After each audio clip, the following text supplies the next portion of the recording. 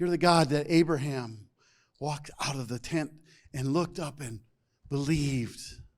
I believe like Abraham. And you'll impute. He's going to impute to you righteousness. He's going to give you everything you need.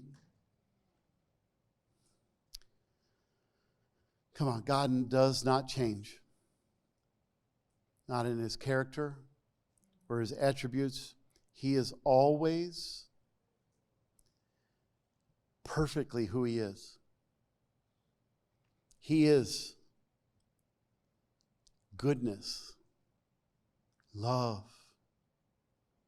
mercy, grace, and justice. And he never changes. It says in Malachi, he says, I am God and I don't change. I don't change. Omnipresent,